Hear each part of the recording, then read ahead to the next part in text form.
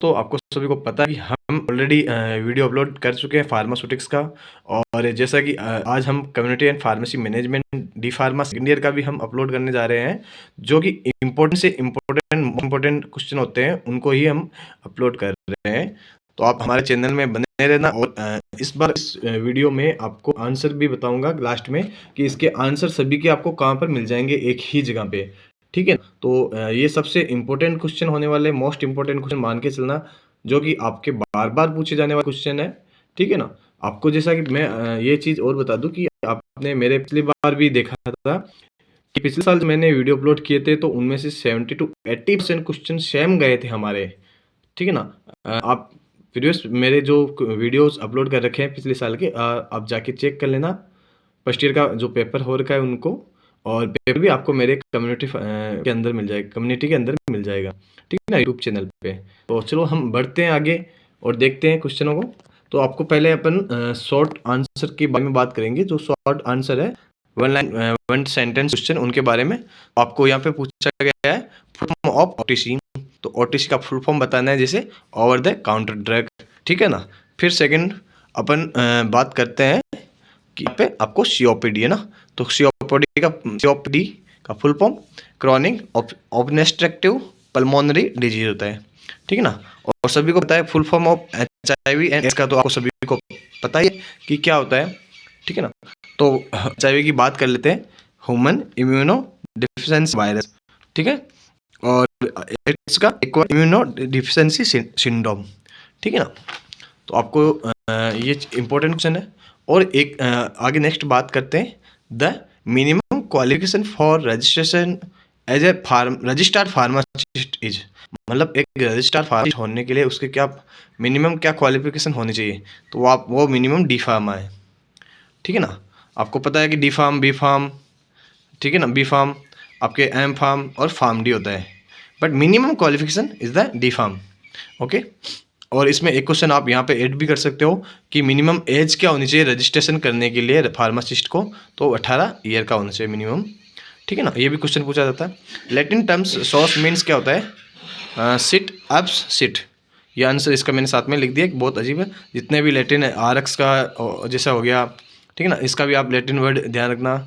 और आपकी जो बीडी ओडी है ना, वन टाइम डोज वगैरह, तो वो देख लेना एक बार आप, इंपॉर्टेंट है वो भी, शॉर्ट क्वेश्चन के लिए है ना। ठीक है। नेक्स्ट बात करते हैं, is the most appropriate instrument for screening high blood pressure. तो वो क्या है, स्पिगोमेनोमीटर। स्पिगोमेनोमीटर। ठीक है ना। ये इंपॉर्टेंट क्वेश्चन बनता है, ध्यान रखना आप। फिर full form of FIFO. FIFO का फुल फॉर्म, तो first in first out, first in first out.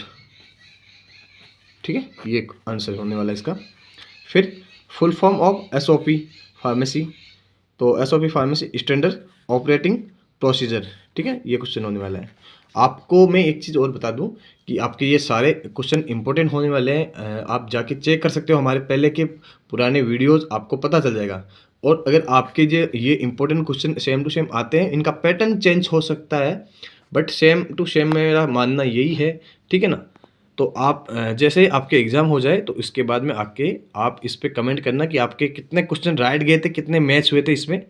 बस ये ध्यान रखना, पैटर्न चेंज हो सकता है, क्वेश्चन यही रहेंगे। ठीक है ना। तो नेक्स्ट बात करते हैं, the unit of glucose value are. तो the unit of glucose value are milligram per decilitre में। ठीक है ना। और ये इंपॉर्टेंट दो क्वेश्चन है, इनमें से ये पिछली बार आ चुका है और ये इस बार आने की संभावना है, तो ध्यान रखना। या वापस ये भी आ सकता है। ट्रैकिकार्डिया मीन्स क्या होता है कि जो आपकी हार्ट बीट्स होती है वो फास्टर देन 100 बीट से भी पर मिनट पे चलने लग जाती है। और ब्रेडिकार्डिया मीन्स जो आपकी हार्ट रेट है वो स्लो हो जाती है। ठीक है। नेक्स्ट हम जो मीडियम क्वेश्चन होते हैं उनके बारे में एक बार डिस्कशन कर लेते हैं। फिर हम लॉन्ग क्वेश्चनों पे चलेंगे और आपको फिर हम ये भी बताएंगे कि आपके जो सभी के आंसर है ये इनके। ठीक है ना। मैंने इनके यहाँ पे लिखा नहीं है क्योंकि इतने आपको पता है कि सभी को कि पॉसिबल नहीं है लिख सकना, क्योंकि और भी पेपर बनाना होता है, और इस वजह से ना। तो बात करते हैं अपन, explain the concept of community pharmacy practice. आपको कम्युनिटी फार्मेसी प्रैक्टिस की कॉन्सेप्ट को क्लियर करना है, एक्सप्लेन करना है। फिर next, explain the term medication history. Medication history की ना जो एक्सप्लेनेशन अच्छे से कर देना आपको, ठीक है ना। ये क्वेश्चन आपके अगर शॉर्ट में आएंगे तो आपको मिनिमम 7 से 8 लाइन के समथिंग करके आना है, ठीक है।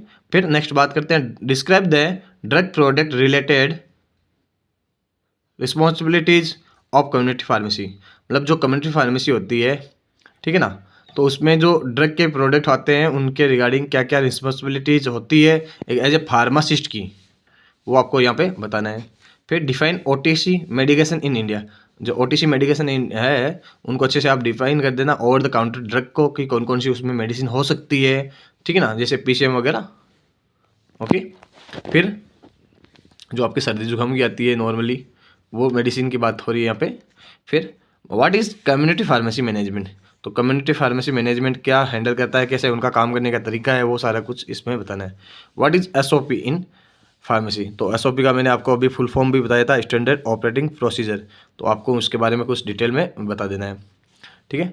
फिर नेक्स्ट बात करते हैं अपन, what is the concept of good pharmacy practice. आपको गुड फार्मेसी प्रैक्टिस का कॉन्सेप्ट को क्लियर करना है। फिर डिफाइन डिस्पेंसिंग एरर्स, ये आपके शॉर्ट में क्वेश्चन आ सकता है।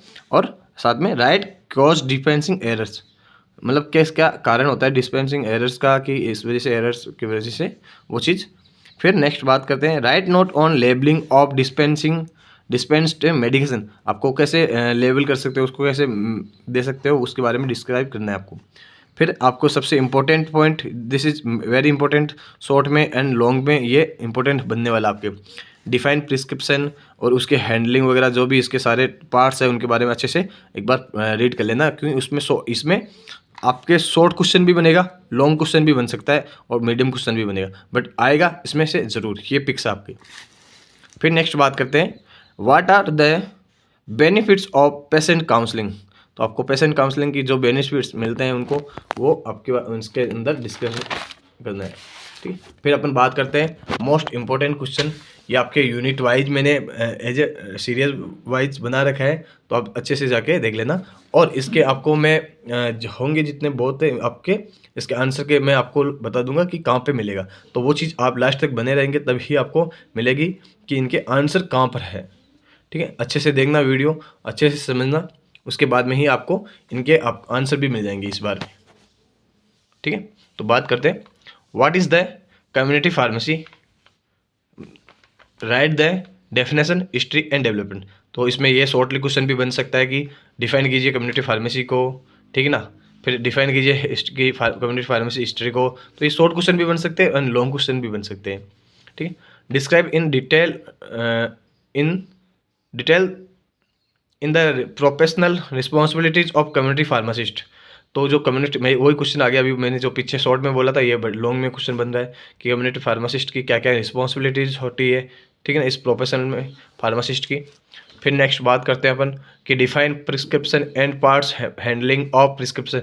वही क्वेश्चन देखो यहाँ पे भी बन रहा है लॉन्ग क्वेश्चन में, ठीक है ना। तो ये चीज़ इंपॉर्टेंट है, ध्यान रखना, ये क्वेश्चन वेरी इंपॉर्टेंट है। Write down the good dispensing practice and the errors. ये क्वेश्चन भी आपको मैंने अभी पिछली बार बताया था, ठीक है ना, शॉर्ट्स में। तो यहाँ पे लॉन्ग में भी बन सकता है। Right the brief instruction on medication uses, ठीक है ना। तो इसका मेडिकेशन यूजेस का इंस्ट्रक्शन वगैरह सारा कुछ अच्छे से एक्सप्लेनेशन में देखना आपको। ये सारे क्वेश्चन आप अगर जिस क्वेश्चन का आपको आंसर नहीं मिलता है, अगर मैं जहाँ पे बता रहा हूँ अभी, जिसको लिंक को आपको बताऊँगा, उसमें मैं आपको लिंक भेज दूंगा, उसमें आपको सारे क्वेश्चन मिल जाएंगे। अगर आपको नहीं मिलता है तो आप गूगल से सर्च करें और कॉपी में नोट डाउन कर लीजिए, ठीक है ना, जिससे कि बेस्ट रहेगा आपको। या आप ओनली डायरेक्ट गूगल से क्वेश्चन देखोगे तो उसमें याद नहीं हो पाएगा आपको। तो इससे बेस्ट है कि आप कॉपी में नोट डाउन कर लेना। लेबलिंग ऑफ डिस्पेंस्ड मेडिकेशन, ये भी क्वेश्चन देख लेना, ठीक ना। Write down the communication skills and its parts यानी क्लासिफिकेशन, इनके कम्युनिकेशन स्किल्स के वो एक बार आपको अच्छे से बताना है, ठीक है। फिर write down the variable communication, variable non variable वगैरह वो पार्ट है इसमें, तो 1 to 1 वाला, ठीक है ना, ये देख लेना एक बार। फिर आपके पेशेंट इंटरव्यू टेक्निक्स के बारे में देख लेना क्या क्या उसको पूछना है, कैसे क्या हमें हैंडल करना है उसको, वो चीज़, ठीक है ना। Define patient counselling and stage of patient counselling, क्या क्या उसके स्टेजेस होते हैं पेशेंट के काउंसलिंग में के टाइम। और next question, write down the barriers of patient counselling, ठीक है ना। ये मोस्ट इंपॉर्टेंट क्वेश्चन होने वाले हैं। और आपको मैं ये बता दूं अभी कि आपके जो ये सारे क्वेश्चन हैं इनका मैं आपको डिस्क्रिप्शन में लिंक दूंगा, 2 लिंक दूंगा, ठीक है ना, जिससे आपको वो इनके आंसर मिल जाएंगे। ओके, और साथ में ही एक लिंक अदर दूंगा जिसमें आपके और इसके अलावा फिर 15 क्वेश्चन मिलेंगे जिसमें आपके लॉन्ग क्वेश्चन रहेंगे, मोस्ट इंपॉर्टेंट क्वेश्चन रहेंगे वो भी, तो आप एक बार उनको भी ज़रा देख के चले जाना है, ठीक है। और अगर मुझे आप कमेंट में कमेंट कर सकते हो, या मेरा ये नंबर है, जैसे कि आप पर्सनली मुझे मैसेज कर सकते हो कि सर हमें इसके बारे में और कुछ कैसे हम डिटेल में पढ़ सकें, क्या तरीका अपनाएं कि हम एक दिन के अंदर हम इनको आंसर को याद कर सकें। तो ये मेरे नंबर है बाय एसएम सर। ओके, तो आप एक बार मुझे मैसेज कर देना, मैं आपको डिटेल में बता दूंगा। नेक्स्ट बात करते हैं, brief discussion about importance of various health screening service. तो आपको ब्रीफली डिस्कशन करना है जो आपके हेल्थ स्क्रीनिंग सर्विसेज होती है उसके बारे में, ठीक है ना। नेक्स्ट बात करते हैं, डिफाइन सेल्फ मेडिकेशन, ये आपके शॉर्ट क्वेश्चन भी बनता है इतना, ठीक है ना। तो राइट द इसके एडवांटेज एंड डिसएडवांटेज, मतलब आपके सेल्फ मेडिकेशन के एडवांटेज एंड डिसएडवांटेज बताना आपको। नेक्स्ट बात करते हैं, discuss the counselling points for tuberculosis patient, मतलब आपका ऐसे कोई ट्यूबरकुलोसिस पेशेंट आता है या कोई भी आता है तो उसके साथ में क्या क्या पॉइंट्स बात करोगे काउंसलिंग के टाइम, तो वो चीज़ आपके डिस्कशन में करना आपको, ठीक है ना फ्रेंड्स।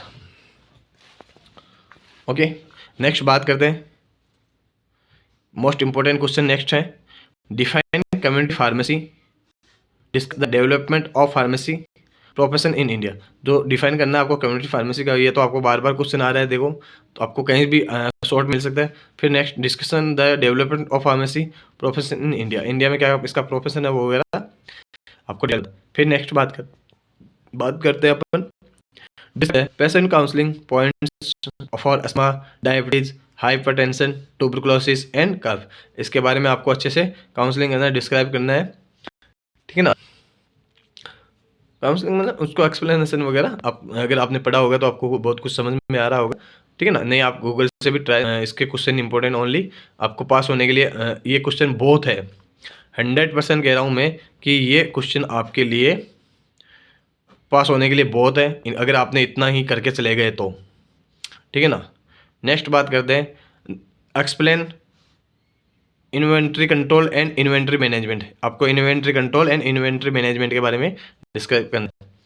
फिर define medication adherence and factor influencing non adherence and strategy of to non adherence, ठीक ना। तो आपको ये क्वेश्चन सारे इंपॉर्टेंट है, मोस्ट इंपॉर्टेंट मान चलना कि अगर आपने इतने क्वेश्चन भी कर लिए है ना तो आपके अच्छे से अच्छे मार्क्स भी मिल जाएंगे आपको, कोई नहीं रोक सकता इनको, ठीक है ना। ये अपने पूरी सारी बुक में जो फार्मेसी मैनेजमेंट बुक है उसमें से सभी चैप्टर्स में से इंपॉर्टेंट क्वेश्चन है ये।